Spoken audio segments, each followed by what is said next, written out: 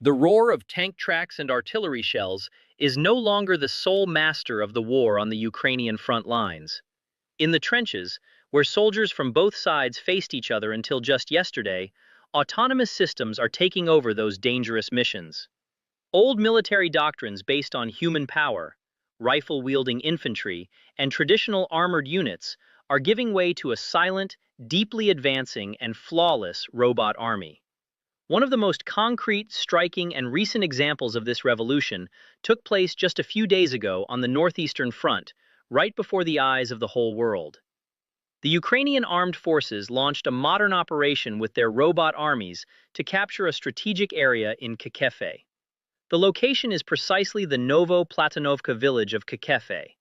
In this predominantly Ukrainian-controlled region, Russian forces probably expected to face ordinary infantry units before the operation began. Because near Novo-Platonovka, where this striking robot-led offensive was carried out, Ukraine has its Cardia Corps, consisting of approximately 40,000 personnel. Furthermore, around Vachansk, Lipy, and Kibaki, there are additional support elements such as the 129th Separate Heavy Mechanized Brigade and the 57th Motorized Brigade. However, in the Novo-Platonovka village of Kharkiv, Kiev confronted Putin's soldiers not with its brigades, but with its robot army. Before the operation commenced, the Russian side had published definitive and assertive reports claiming they had taken complete control of this strategically positioned village.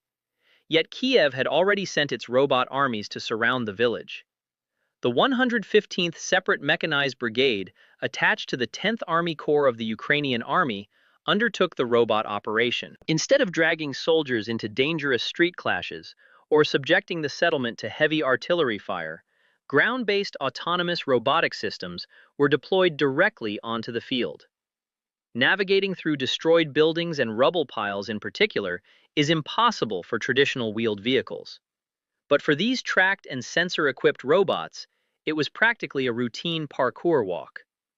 Even in the shadow of electronic warfare signals and intense jamming frequencies, these unmanned systems managed to maintain their unbreakable communication networks with one another. In this operation, launched to detect rival elements infiltrating the village streets and to clear them completely from the area, the human element was only behind the screen. Operators processed real-time footage from high-resolution cameras, pinpointing even the adversary's most secretive hiding spots with millimeter precision. The 115th Brigade's Special Assault and Search Team took control of the Nova Platonova settlement inch by inch, thanks to the uninterrupted shield of fire provided by the robotic complex. Throughout the operation, these autonomous systems acted as a wall of steel, ensuring the infantry group completed their mission safely and with zero casualties.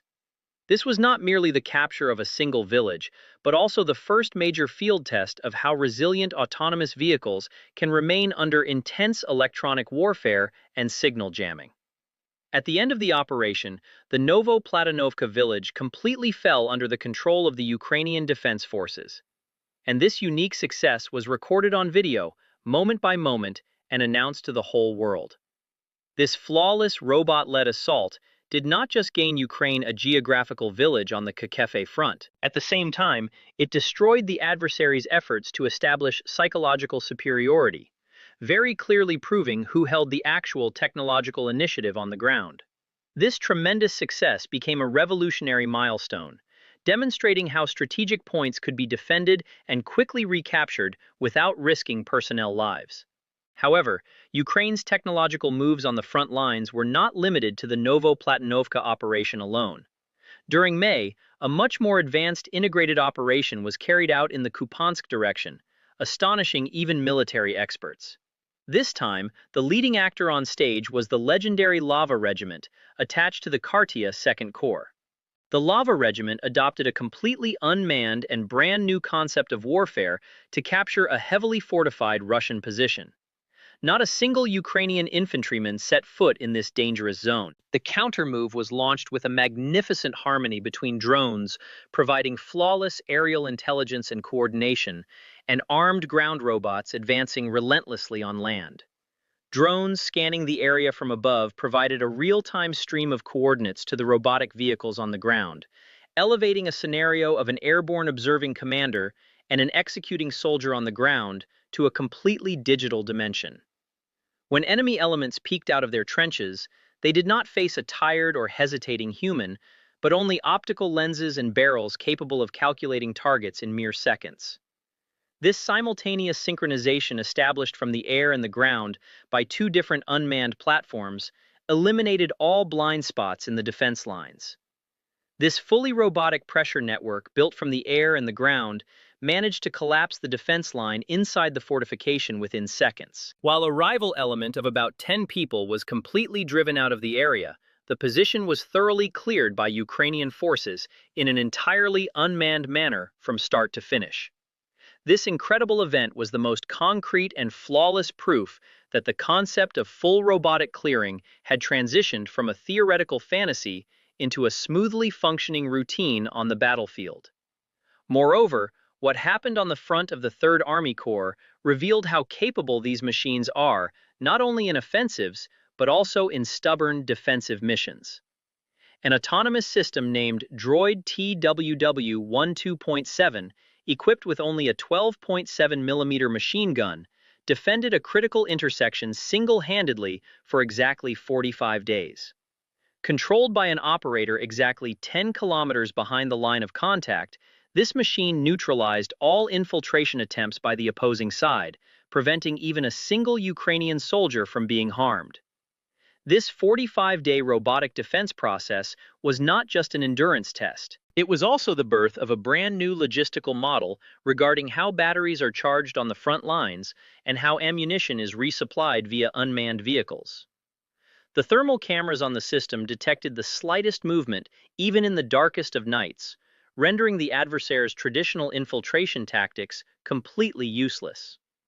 These successive and dazzling successes led to a radical, rapid, and unstoppable expansion in the strategic vision of the Ukrainian military command. The Ukrainian administration made it very clear that it would not be content with keeping these unshakable robot armies only in specific hot zones, but on the contrary, it would integrate them across all front lines. Because these mechanical warriors do not limit their capabilities on the field solely to kinetic operations such as attacking, capturing positions, or defending, these robots also unhesitatingly take upon their shoulders the most grueling, challenging, and casualty-heavy tasks behind the front lines. Vital functions such as logistical supply flow, casualty evacuation from dangerous areas under fire, and critical mine laying and clearing are now completely handed over to these systems. Today, an incredible portion, nearly 90% of heavy logistical activities on the front, are carried out by these autonomous vehicles, working day and night. Logistical teams who previously waited in trenches amidst mud and danger now serve in secure, high-tech command centers. Operators manage mechanical fleets miles away while sitting in extremely comfortable gaming chairs, just like professional gamers. Thanks to precise sensor data and real-time mapping systems appearing on the screen, the complex battlefield transforms into a giant chessboard managed from a bird's-eye view. To enable this massive autonomous transformation, Ukraine has practically turned its entire defense industry into a global technology hub. President Volodymyr Zelensky and the Ministry of Defense, without slowing down, set a hard-to-reach goal of producing at least 50,000 ground robots for the year 2026. Just in the first 6 months of 2026 alone, official production contracts were rapidly signed to deploy 25,000 unmanned ground vehicles to the front. Thanks to the innovative technology ecosystem called Brave One, this sector, which started from scratch, has today transformed into a giant network where more than 280 companies produce non-stop. Fully domestically produced vehicles like the Ratel series or powerful platforms like the German-backed Gerion are tested hundreds of times a day and seamlessly integrated into the front. Equipped with electronic warfare systems, advanced radars, and multi-aerial weapons, these vehicles have ceased to be single-purpose carriers and have become universal war machines. Furthermore, international funding support provided to these robot armies by civil initiatives and famous figures has also reached incredible proportions, accelerating the process. Through the Brave One platform, the Ukrainian defense industry is inviting not only local engineers, but also Western tech giants directly to the front lines with its Test in Ukraine program. Thanks to this invitation, R&D and prototype testing phases that would take years in European and American laboratories are completed in just a few weeks in a real war environment. Foreign engineers and local software developers working collaboratively can rewrite the codes of the robots within hours using instant feedback from the field. Additionally, the training curriculum for these new generation operators serving behind the front lines is also changing drastically. Soldiers are now focusing more on complex software algorithms and real-time crisis management rather than physical endurance training. This technological literacy mobilization completely revamps the vision across all echelons of the Army, creating a brand new digital soldier profile suitable for the requirements of the modern age. It seems that in the coming period, the footsteps of this technological revolution will begin to echo across a much wider geography and on brand new front lines.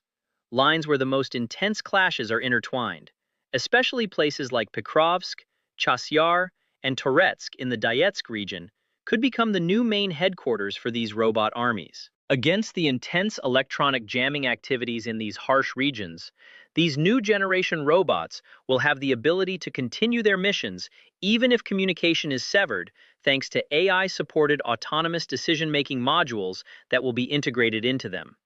Even in moments when satellite signals are completely cut off, the artificial neural networks within the vehicles will be able to scan the environment and automatically determine the next safe route. Already on some critical front lines, these modern systems have begun doing incredible things. Operations that push the boundaries of the human mind, where damaged robots are rescued from under fire by other robots, are already being executed around Pokrovsk. This modern military strategy is expected to spread across broader areas in the vastly flat terrains of Zaporizhia and the southern fronts. These systems could take on a decisive role for armored breakthrough offensives and comprehensive mine-clearing operations. So, can these robots successfully undertake these critical missions we mentioned? The designs of these vehicles have started being manufactured from special composite materials, so they can advance without sinking even in the harshest mud and slush conditions in the south. Thus, seasonal obstacles are also overcome with technology. This flawless strategy, which plans to replace 30% of the Army's human power entirely with machines, could offer Ukraine unique mobility in hot summer operations. Of course, the other side of the war is not remaining completely unresponsive and silent in the face of this massive technological leap on the field. Russia hastily took action to develop its own unmanned ground vehicles against this new generation mechanical threat that suddenly appeared before it. They are trying to give their troops some breathing room by deploying logistics-heavy platforms like the Yojik and SEM-350, which are mostly focused on transporting materials on the field. However, these efforts deployed on the field lag far, far behind the industrial speed, agility, and technological innovation capacity that Ukraine has already achieved, because Russian systems are mostly limited to basic-level tasks like ammunition supply, while their offensive and integrated operational capabilities remain trapped within a rather weak framework. One of the biggest reasons for this is that the vehicles they produce at the hardware level are deprived of critical software dynamics, such as advanced sensor algorithms and real-time data processing capacity. While a new software update, coded in a garage on the Ukrainian side, can be uploaded to a robot on the front in a matter of hours, a similar update in the Russian army gets stuck in bureaucratic approval processes that take months. Kiev's dynamic production model, based on a sweet rivalry among hundreds of technology companies, brings a new update to the battlefield every day. Moscow's traditional industrial structure, which is slow-moving under state monopoly and grappling with embargoes, suffers great despair in keeping up with this dizzying adaptation process. The inability to procure high-precision microchips and optical sensors due to the technology embargoes imposed by Western countries forces Russian engineers toward more primitive and crude solutions. Wishing to overcome this technological bottleneck and production sluggishness, Russian engineers are looking for ways to reverse engineer by capturing damaged Ukrainian robots on the battlefield. The biggest hurdle Russian engineers faced was that the critical data inside the captured systems was protected by a security protocol that automatically erased itself the moment the vehicle fell into enemy hands. Yet, complex software algorithms, hard-to-crack electronic warfare protections, and flawless integration codes with aerial drones render these copying attempts mostly fruitless. This situation summarizes very clearly that the war is won or lost not only on the battlefield, but also in the speed of innovation at production centers resembling Silicon Valleys. Looking at the clear picture comparing the robotic capacities of both sides, it is as obvious as day that Ukraine has established an indisputable technological, tactical, and psychological superiority. Kiev has transformed its mechanical systems into an invincible network-centric army that works in perfect harmony from the air, the ground, and via electronic waves. Moscow, on the other hand, while trying to protect its numerically superior traditional infantry masses and bulky artillery advantage, is forced to constantly remain on a desperate defensive against this technological revolution. Even when damaged in the heaviest clashes, Ukrainian systems have their parts replaced in high-tempo repair centers in the rear and take their place back on the field the very next day. Data retrieved from damaged vehicles is analyzed within seconds by the artificial intelligence in the background and used to cover up weak spots in the design of the next generation of robots. The old-school high-Casey infantry assault waves of the Russian army turn into nothing but a waste of ammunition when used against these autonomous and tireless machines. The psychological dimension created by this situation puts an indescribable, much heavier, and more debilitating mental pressure on the traditional Russian troops fighting on the field. Because facing them is a robot army of steel that does not step back when hit, does not tire, knows no fear, and never leaves its trench unless an order comes from the command center. This war unfolding before our eyes is a turning point where not only national borders, but also deep-rooted military strategies spanning thousands of years are redrawn forever. Absolute success on the front is no longer measured by the number of desperate humans deployed to the field, but by the data processing power of microchips and the flawless artificial intelligence capacity of autonomous systems. These armies of steel that Ukraine courageously deployed to the field not only secure the lives of its own soldiers, but also completely change all the rules of global military balances. In conclusion, this unique robotic revolution put forth by Ukraine shatters traditional rules of warfare, building the autonomous warfare concept of the future today. This new strategy, shouldered by mechanical fleets, places the philosophy of preserving human life at its center, while incredibly diminishing the adversary's centuries-old numerical advantage through silicon chips and software.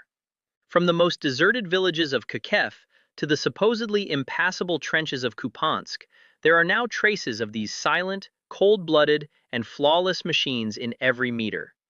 The futuristic future of war is no longer a distant possibility we watch in movies. Right now, it is being built step by step, second by second, in those cold trenches of Eastern Europe. So, what do you think about this issue? Does this brand new and flawless war doctrine, where the human factor is slowly and completely withdrawing from the field, bring the absolute end of traditional armies as we know them? Or is this relentless robotic revolution we are witnessing merely the opening scene of that unknown brand new era where all nations will settle their scores with each other solely through artificial intelligence and machines in the future? We look forward to your comments. To make long journeys more enjoyable, we also invite you to Spotify, where we present our video content. Thank you for choosing us.